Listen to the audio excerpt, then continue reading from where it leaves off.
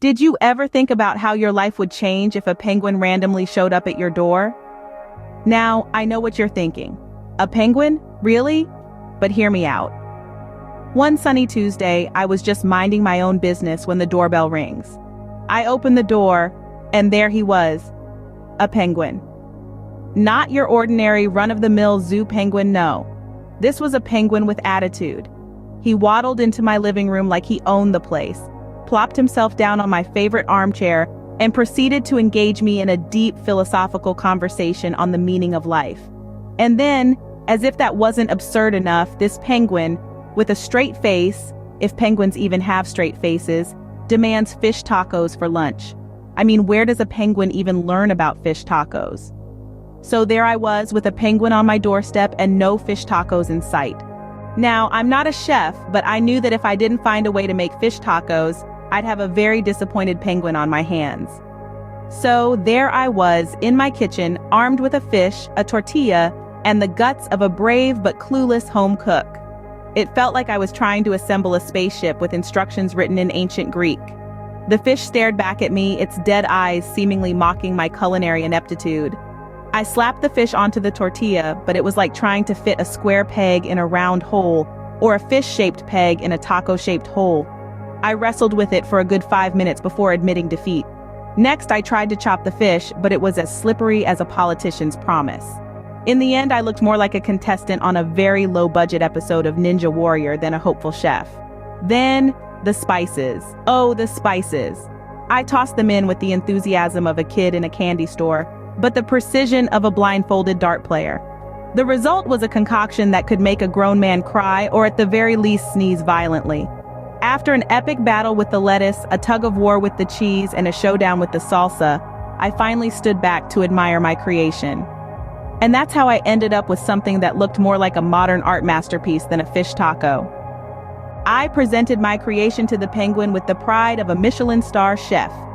There I was, standing before this waddling creature of the Antarctic, holding out a plate of what I was certain was a masterpiece, a culinary artwork that was, in my humble opinion, worthy of a standing ovation. The penguin stared at the fish taco. It stared and it stared. And then it stared some more. It was like it was trying to figure out if the taco was a friend, a foe, or just a terribly misplaced piece of furniture.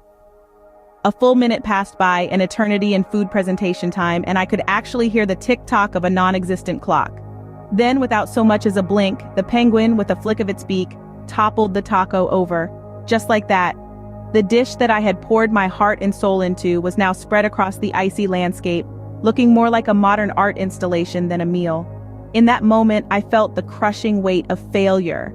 My dreams of becoming an Antarctic master chef were squashed, just like my fish taco. The penguin, however, seemed nonchalant, completely unbothered by my bruised ego and the taco tragedy that had unfolded. It waddled away, leaving me standing there, a dejected culinary artist. And that, ladies and gentlemen, is the story of how I became the world's worst fish taco chef, according to a penguin.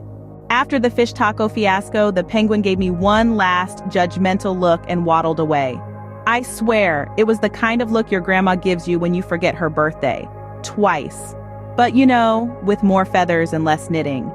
The little tuxedo-clad critic didn't just walk out of my life, he waddled off with a piece of my heart, and my dignity, and my fish tacos. But who's counting? In my mind, I like to think he's somewhere in the Antarctic now, leading a gourmet food blog for other discerning penguins. Penguin Eats, he probably calls it. Or maybe What'll I Eat Next? He's probably dishing out scathing reviews of shrimp cocktails and krill casseroles as we speak. I've learned my lesson. Next time, I'll stick to the recipe, and maybe, just maybe, I'll get a 3-star review from a bird. And who knows, maybe one day I'll find another penguin on my doorstep, demanding a better attempt at fish tacos.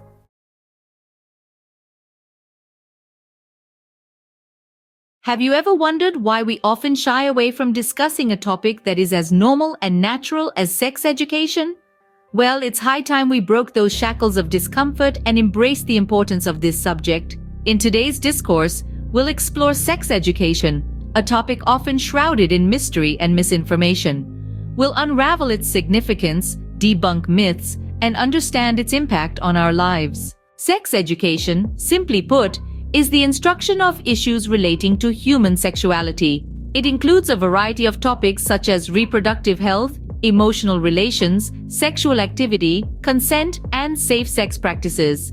It's not just about the act of sex itself. It's about understanding one's own body, respecting others' bodies and choices, and making informed decisions. But why is sex education so important, you may ask?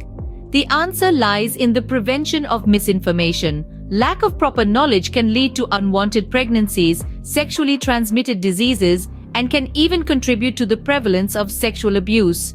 Knowledge, in this case, truly is power. There are many misconceptions surrounding sex education. One of the most common ones is that teaching young people about sex will encourage them to engage in it. But studies show that comprehensive sex education actually delays sexual activity and promotes safer sex. Sex education also fosters respect and equality. It teaches individuals about consent, a vital concept in any relationship. Understanding and respecting the concept of no means no can significantly reduce instances of sexual harassment and assault. Another crucial aspect of sex education is the promotion of body positivity and self-confidence. It helps individuals, especially young adults, to understand and accept their bodies, eliminating self-esteem issues and promoting mental health. In summary, sex education is not just about the birds and the bees. It's a comprehensive subject that covers reproductive health, relationships, consent, and safe sex practices. It's crucial in preventing misinformation, promoting respect and equality, and fostering body positivity and self-confidence. So, let's break free from the chains of discomfort and stigma. It's time to embrace sex education for what it truly is, a necessary, empowering, and life-saving knowledge. It's time to talk, to learn, and to understand.